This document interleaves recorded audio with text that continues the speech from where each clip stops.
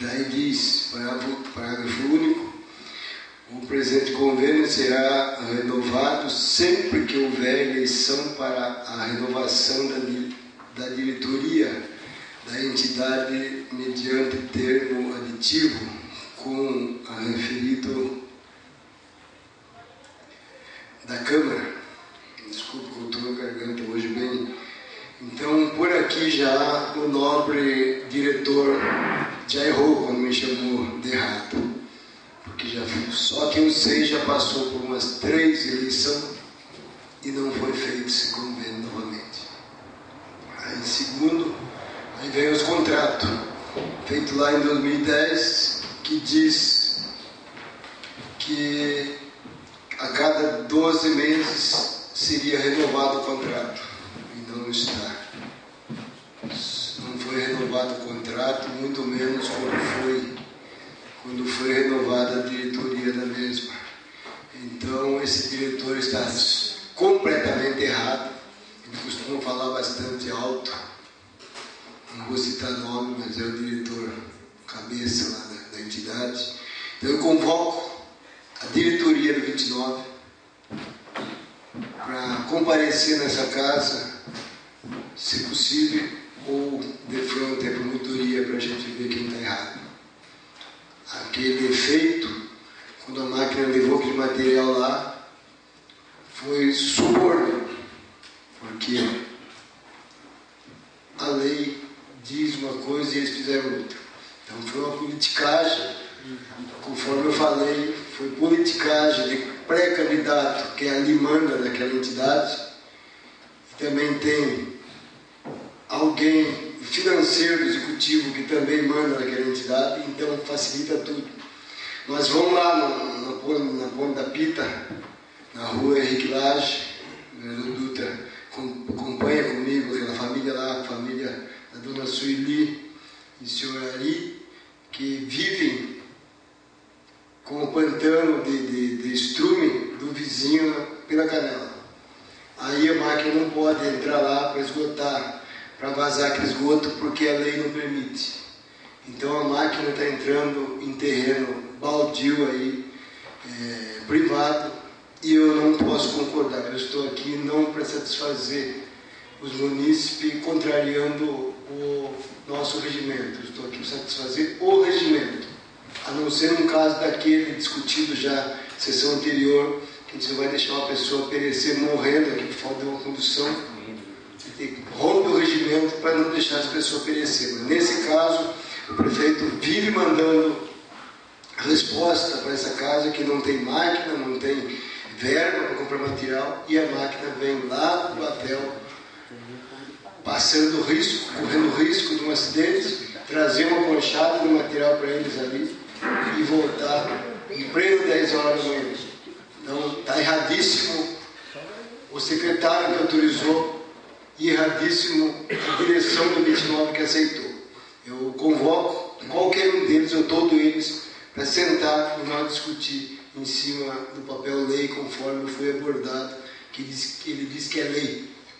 Ele fala muito alto e grosso, ele diz, está na lei, não está errado. Então eu fiquei quieto, eu fui buscar a lei e eu estou certo, garanto que eu estou certo.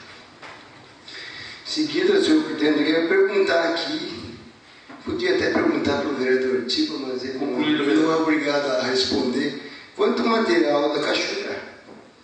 Qualquer servicinho que é feito é comprado material na pedreira, aí, como diz o vereador Márcio. Mais fácil comprar do que buscar o que está de graça. Está vencendo já a nossa a licença, que vence agora em 2017, e nós não vamos extrair o material de lá. E para finalizar, eu quero aqui dizer que hoje, mais uma vez, não foi médico para o centro por falta de freio na Kombi.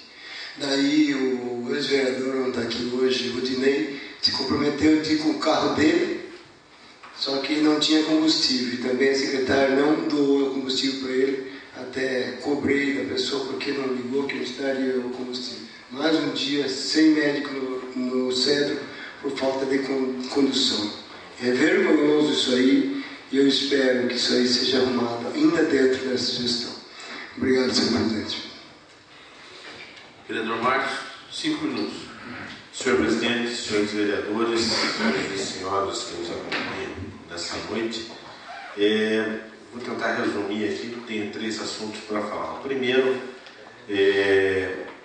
colocar da importância que essa casa vai ter nos próximos dias em relação à análise dessas contas que hoje foram encaminhadas pela mesa diretora à Comissão de Finanças. Pedir a atenção dos senhores vereadores, porque é nesse ponto que nós ganhamos mais uma função, dentre aquelas 2 básicas de fiscalizar e legislar, e essa casa se transforma numa corte de julgamento. Colocar que, não obstante,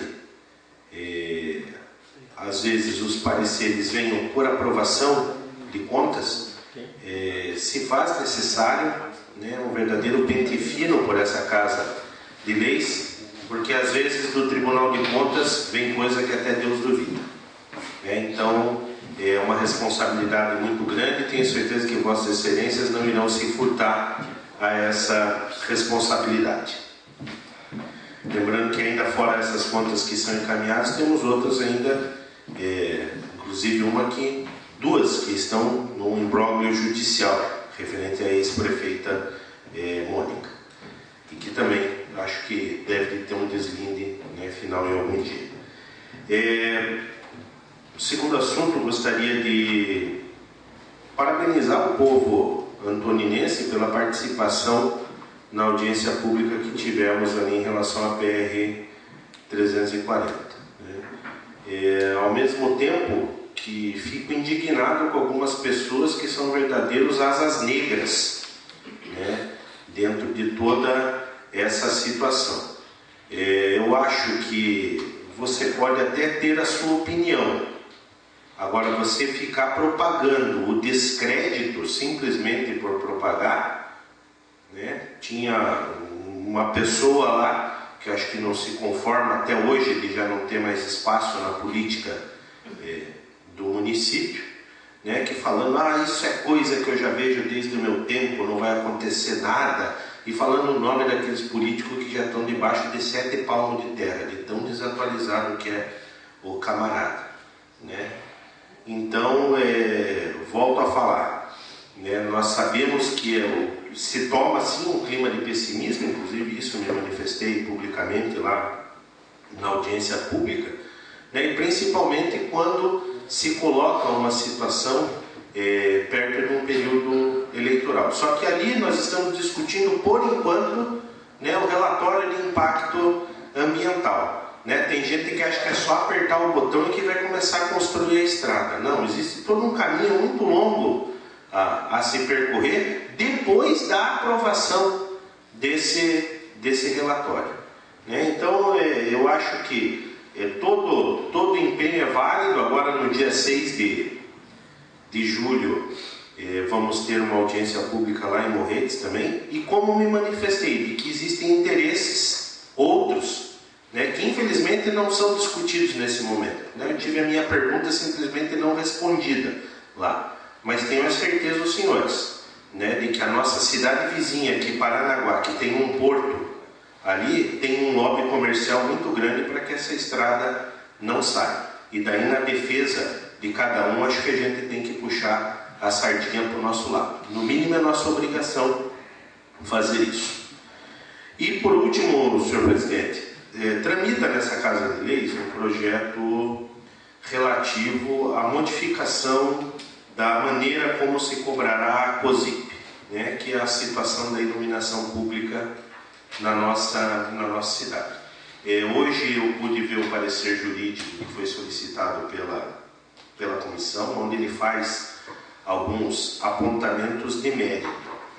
Não se discute se é legal ou ilegal, a legalidade se tem. Mas como a discussão ela vai para as raias do mérito, eu acho que nós temos que tomar muito cuidado, e já devo fazer isso formalmente perante a mesa e também perante a Comissão de Justiça, no sentido de que nós devemos levar essa discussão ao povo. porque vai impactar de maneira direta no bolso do contribuinte. E todos nós sabemos a precariedade do sistema de iluminação pública na nossa cidade. Não adianta o prefeito vir com o argumento raso de que falta recurso, porque nós sabemos que recurso não falta. O recurso vem, nós já tivemos aí, o ano passado, alguma coisa levantada pelo vereador Odileno, né, em relação à empresa que fornecia o material de iluminação pública, que simplesmente esse material evaporou do dia para a noite. Nós estamos falando aí em 3 anos de coisa de quase 700 mil reais. E aí basta andar pelas ruas de Antonina para ver que nós estamos às escuras. Né? Volto a falar de um exemplo emblemático, novamente, porque nesse final de semana estive na festa junina da Filarmônica Antoninense, né? E a primeira coisa que me perguntaram quando eu entrei na porta da Filarmônica foi a respeito daquela luz ali que já fazem mais de 3 anos e ninguém vai lá e coloca uma lâmpada em pleno centro da cidade. Então eu deixo a sugestão já aqui de que essa casa, né, leve a discussão ao público, não sei se através de uma audiência pública a respeito do tema, né, mas é uma situação que nós temos que ser muito prudentes na maneira de analisar, né, porque não está só na questão de se analisar legalidade da situação. Nós temos que ver se é oportuno no momento de crise que nós vivemos, né, e diante da situação que nós sabemos nessa casa, que existem recursos suficientes, o que não existe é vergonha na cara dessa administração de realizar o serviço, né? Eles estão querendo mais dinheiro, acho que para engordar o bolso de alguém. Obrigado pela atenção de todos e boa noite a todos. Não havendo mais inscritos, convocamos Vossas Excelências para a sessão extraordinária da próxima quinta-feira, dia 23 de junho de 2016, no horário das 15 horas. E também para a sessão ordinária para a próxima terça-feira, dia 28 de junho, no horário regimental das 19h30.